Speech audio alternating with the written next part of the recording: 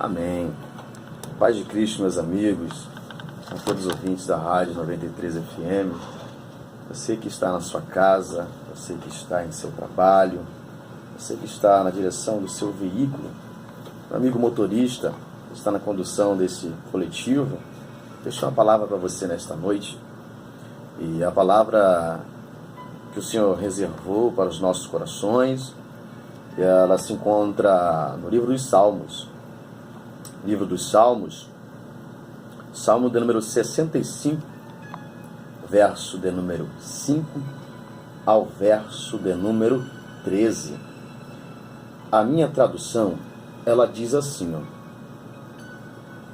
com feitos tremendos, nos responde em retidão, ó Deus da nossa salvação, a esperança de todas as extremidades da terra e do mais longínquo mar, que pela tua força consolidaste os montes, cingindo-os de poder, que aplacasse o ruído dos mares, o ruído das ondas e o tumulto das gentes.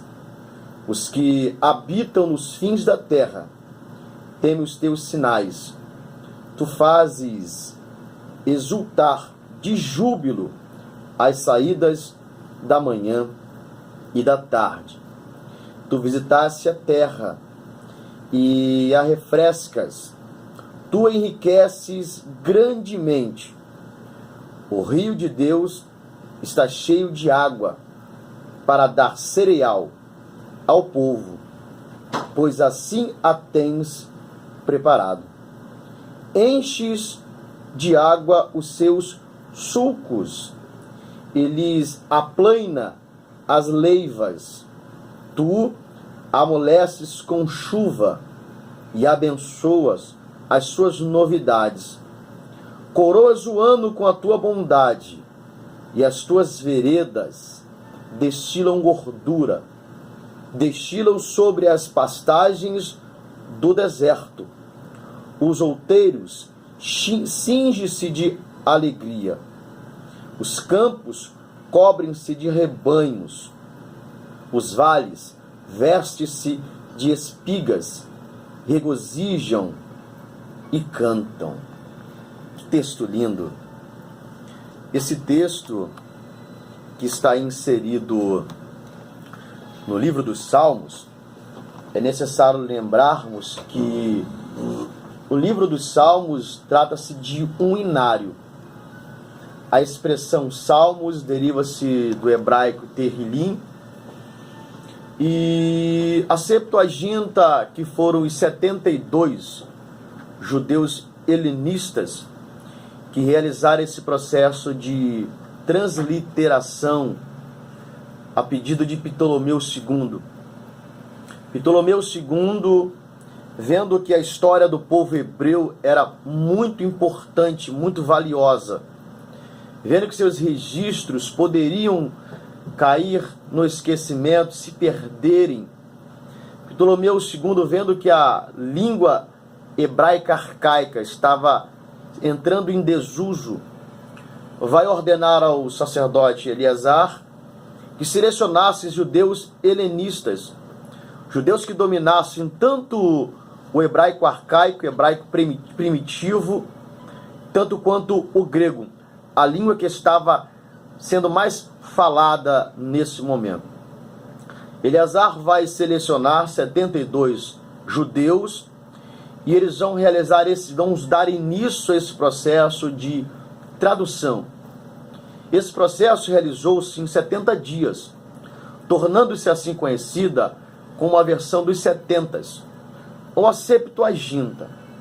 Os tradutores da Septuaginta, esses judeus helenistas, quando estavam realizando esse processo de tradução, transliteração no livro dos Salmos, deram um novo título para esse livro, Psalmoi, ou Psalmos, que quer dizer cânticos que devem, que precisam ser acompanhados por instrumento de cordas.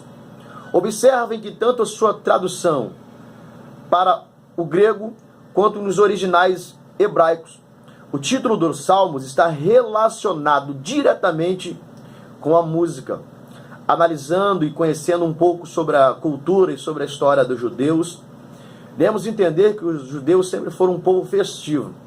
E talvez por isso herdamos esse espírito festivo, talvez tenhamos herdado dos judeus.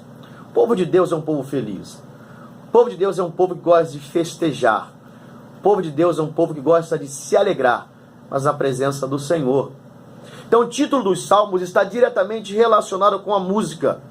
E quando se lê a história dos hebreus, aprendemos que os Salmos eram louvores, eram hinos que eles entoavam em suas datas comemorativas, em suas cerimônias espirituais. Cada salmo trata-se de um louvor. Então em Salmos nós temos um inário. Nesse inário nós temos diversos títulos de salmos. Nós temos salmos que nós lemos, nos identificamos, dado ao momento e circunstâncias que estejamos vivendo. Há salmos que o salmista está se aquebrantando, rasgando a sua alma, e por isso às vezes nos identificamos. Existem salmos que o salmista está apenas agradecendo, que darei ao Senhor por todos os benefícios que me tem concedido. Ele está adorando, está agradecendo. A forma com que esses louvores foram escritos é que faz desse livro um dos mais lidos de toda a Bíblia e também faz com que nós nos identifiquemos com eles. Por quê? Sendo o livro dos Salmos um inário, sendo cada salmo um louvor, nós não iremos encontrar nesses versos rimas nem metrificações musicais, porque o estilo foi estilo peculiar, chama-se paralelismo de pensamento. Os salmos foram escritos de uma forma linda. Os salmos não foram escritos para compor um repertório. Os salmos foram escritos em forma de oração. Cada salmo trata-se de um louvor. Cada louvor trata-se de uma oração. E na oração não há possibilidade de nós interpretarmos. Na oração, a criatura está se quebrantando perante o Criador, está expressando o que está dentro da sua alma, no âmago do seu ser, está se quebrantando perante Deus. E por isso que há salmos que nos identificamos, porque, dados os momentos que o salmista está vivendo, ele está se quebrantando perante Deus, clamando misericórdia, clamando socorro, clamando sustento, clamando justiça. Ele está pedindo a Deus misericórdia. Mas há salmos que ele está adorando, porque são as diversidades de orações, de momentos e de salmos. No salmo nós temos salmos litúrgicos, nós temos salmos que são escritos em formas de agradecimento, nós temos salmos que são messiânicos. Esse salmo é um salmo de gratidão. Segundo a cultura, quando os judeus eles estavam no tempo de escassez de água, que eram os meses que correspondiam à falta de chuva, eles clamavam, eles oravam, eles intercediam, eles buscavam a Deus, porque a cultura judaica é uma cultura extremamente agrícola. Hoje, nós disponibilizamos de meios para levar água aos confins da terra. Naquele período não existia essa tecnologia tão avançada quanto nos dias de hoje. Então eles tinham que clamar a Deus, porque a escassez de água poderia representar também escassez no plantio, na colheita, na alimentação. Então eles oravam.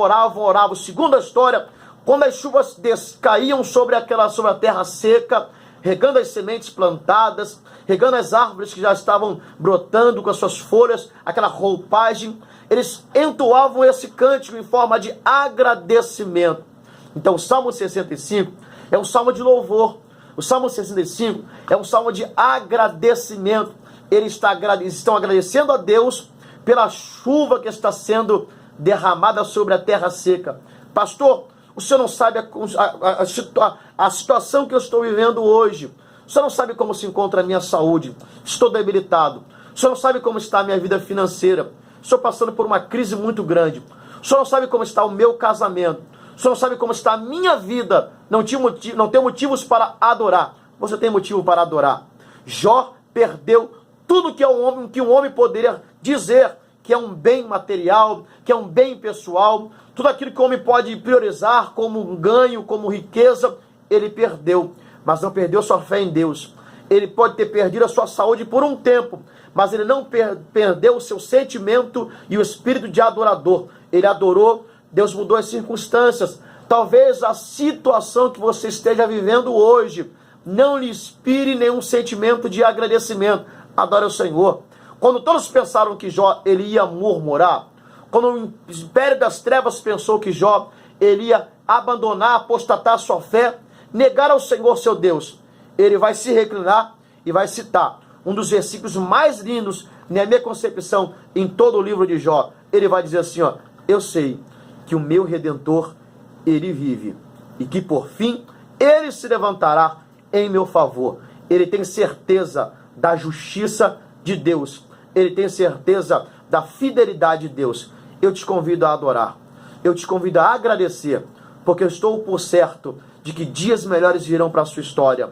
A esse sistema, as enfermidades desse século podem consumir as suas forças, podem desgastar a sua saúde, consumir a sua saúde, mas não pode matar o seu sentimento de adorador e a sua devoção a Deus. Então adore, porque o Senhor é digno de toda honra, majestade e louvor. Adore o Senhor pela fé, ainda que a atual situação hoje não esteja favorável, mas Deus está entrando com providência nessa noite. Deus está visitando a sua casa, a sua causa, e vai mudar o seu cativeiro. Vamos adorar ao Senhor em nome de Jesus. Amém, amém e amém. Aleluia. Até uma palavra abençoadora com o nosso Deus em